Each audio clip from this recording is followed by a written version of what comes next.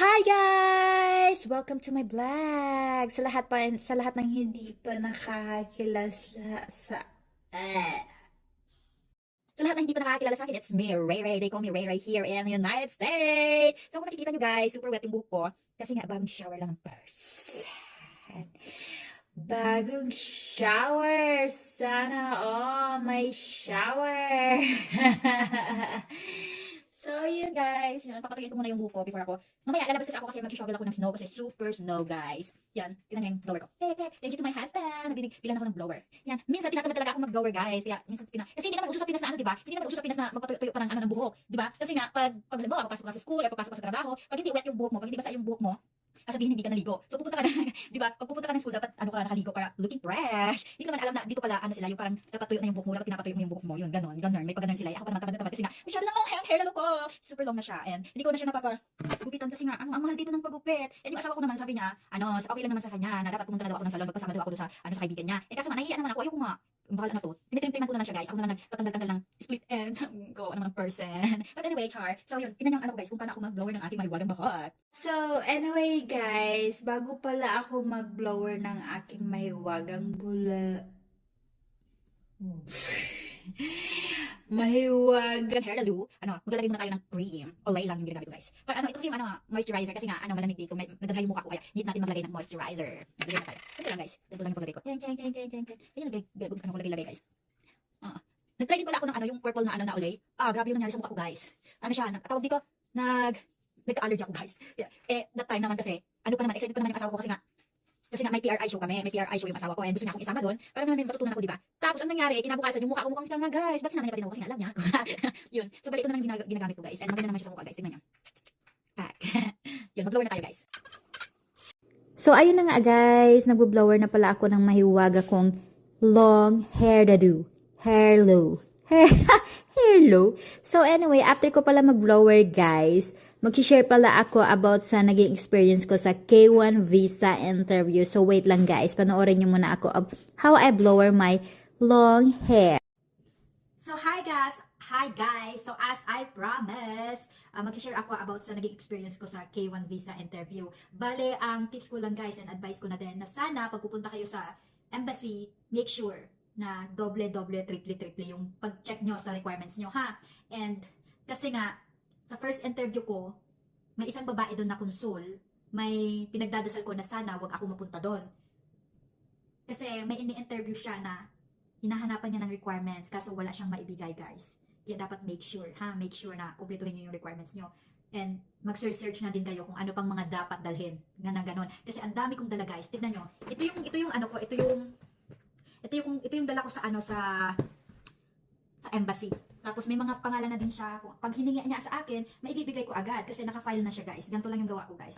So, sa first interview ko, yung consul na babae yung interview sa akin, ang hiningi niya sa akin yung yung petitioner passport, birth certificate in Sinamar, and eligibility and NVC letter. Tapos passport ko, NBI clearance, I-797, yung NOAA 2. And kung divorce man yung asawa nyo, make sure na dapat yung dadalhin nyo is yung yung original copy. Guys, wag nang scan. May nakakapasa naman sa scan, pero para sure kayo guys, para hindi kayo kabahan, humingi na kayo sa sa fiancé nyo or sa asawa nyo ng yung original copy ng divorce decree. Tapos 2x2 picture guys. Yung 2x2 picture dapat sa mall na kayo guys magpa-picture. Wag na doon kayo sa enge-enge lang guys. Kasi nga, may kaibigan ako na na-meet ko sa medical. Lumabas pa siya guys. Kasi na siya ini-interview na siya. Kaso pinalabas siya guys. Kasi nga, yung yung tawag dito, yung picture niya, yung 2x2 picture, hindi tinanggap. So, bali lumabas siya. Ang problema, wala siyang dalang pera. Kaya kayo, magdala din kayo kahit paano, kahit yung barya lang guys, barya lang, 50 pesos and 100 pesos, mga ganun lang guys. So, pinahiram ko siya guys, 1,000. Ang problema, nung pumila na naman siya, hindi tinanggap yung 1,000 guys, kasi nga, kailangan barya lang. Buti na lang may mabait doon na pinahiram din siya. So, back to interview na tayo guys. Bale, nabigay ko na lahat yung yung requirements ko. And ang tinanong lang sa akin is, who is your petitioner? Tagalog lang din siya guys. Sino yung petitioner ko? Kung ilang taon na ba yung yung petitioner ko? Tapos kung anong pangalan ko, and kung ilang taon na ako, and kung saan kami nagkakilala, and kung gaano na kami katagal, tapos kung ilang beses kami nag-meet guys. And yung sa naman, yung sa address, bali sinabi niya lang sa akin yung address and nag-yes na lang ako. Kasi tama naman yung sinabi niya. And, yun, after nun, ang dali lang niya akong in-interview guys, super dali, hindi ko ina-expect yun. And bago pala kayo humarap sa petitioner na mag-ano kayo sa console nyo, and bago kayo humarap sa console, dapat i-greet nyo sila, and kumustahin, and mag-smile lang kayo. Kasi, alam ko naman na normal na sa atin nakabahan, okay lang yun. Pero huwag nyo ipapakita guys na kinakabahan kayo. Tapos yun na guys, super smile, and sabi niya, punta na daw ako sa biometric kasi magpapa-biometric na ako. Second interview na yun guys, biometric. Akala ko ang dami pa din tatanong doon. So pagpunta ko doon guys, tinanong lang sa akin, di ba?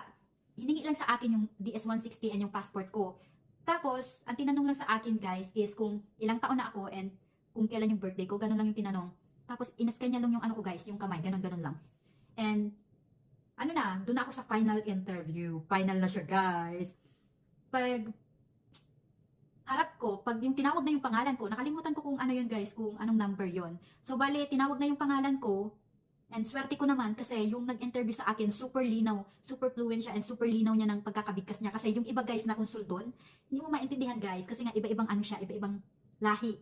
And mga foreigners kasi siya guys, and ang iba kasi device lang di mo maintindihan yun. Buti na lang, yung nag-interview sa akin, parang hap-hap ata yun. Kaya ano, ang ganda lang ng pagbibigkas niya and mabilis ko lang siya interview. Ay, naintindihan. So yun, pag harap ko sa console, ang sabi ko lang, "Hi sir, good morning." Tapos nag-smile siya sa akin and sabi niya, "Hi, good morning, how are you?" And I said, "I'm good sir, how about you?" Ganun pa yung sabi ko and natawa na siya. Hindi niya na ako sinagot and maya-maya tinanong niya na ako. Hiningi niya muna sa akin yung passport and tinanong niya na ako kung, "Who is your petitioner? How old is your petitioner? How old are you?" Me, how old? Ilang taon na daw ako. Tapos, kung, "How did you met your fiancé? When and where did you met?" Tapos, so bali siguro guys, may na-interview na siya sa akin na nagkakilala sila ng fiancé niya sa OkCupid. Kasi kami, nagkakilala kami ng asawa ko sa Filipino Cupid guys. So bali, inulit niya yun sa akin kung, "Are you sure? Are you sure that you met him in a Filipino Cupid?" "Yes, I am really sure sir. Not in OkCupid." I said, "No sir." Tapos sabi niya, tapos tinanong niya ako, okay. "What is the difference between OkCupid and Filipino Cupid?" And sabi ko lang naman, "It's all the same, sir." That's all. Tapos smile lang ako and natawa na siya. Tapos, wala daw ba yung bayad? Sabi ko, "Wala po, sir, wala." Tapos, yun na. And nag-smile na ako sa kanya, super smile na ako. And maya tinanong niya ako kasi pagharap niya sa akin, kasi super encode na siya, may ini-encode kasi siya guys. Tapos maya sa akin, maya humarap siya sa akin, tapos may ibibigay na siyang papel. And ang daming mga Pilipina na nag-vlog na pag may binigay daw sa'yo yung console na white paper, ibig sabihin nakapasa ka na. So, bale, nung nakita ko nire-ready niya yung papel na yon, super smile na ako guys. And tinanong niya ako, "Why are you smiling?" Tapos sabi ko naman, "I'm just happy, sir." Tapos yun, binigay niya na sa akin. Ano niya, okay. Tapos sabi niya sa akin, may binigay niya sa akin yung papel. "Congratulations." Yan, kinongratulate ako and super happy. And sabi ko na lang, "Really, sir? Thank you so much. Thank you. Have a great day." Ganun lang, guys. And I'm super, super, duper, duper happy, guys. And, guys, sinasabi ko niya sa inyo, guys, pag kumpleto yung requirements nyo, super smooth, super dali lang, guys, ng interview. Ang dali lang ng interview, guys. Kaya, dapat lahat ng info ng fiancé nyo, or ng asawa nyo, or etc., dapat alam nyo, guys. Ganun. Tapos, kumpleto yung requirements nyo, and huwag yung ipapakita masyado na kinakabahan kayo. Kaya dapat smile lang, dapat kahit kinakabahan. And don't forget to pray, okay? Kasi nung pumunta ako dun, guys, super pray lang ako, guys. Super pray. And yung ko pala, guys, yung may rosary pala ako sa bulsa ko, guys. May rosary. So anyway, guys, may nakalimutan pala ako, guys, dun sa first interview, yung sa requirements. Yung medical record pala, guys. Yung medical record din ng Saint Luke. Hiningi din yun sa akin, guys, ha? So, sa lahat na magpapa-interview, good luck, guys. And smile. Don't forget to smile and pray. Good luck. Super dali lang talaga, guys. Promise, super dali lang. So, and sa lahat naman nakapasa, congratulations! And good luck sa new journey nyo. New journey. Okay, guys. So, I love you all. Sana nagustuhan niyo yung mga sinabi ko kahit ewan ko. So, please like and share and subscribe my YouTube channel. Bye-bye. I love you all. Bye-bye.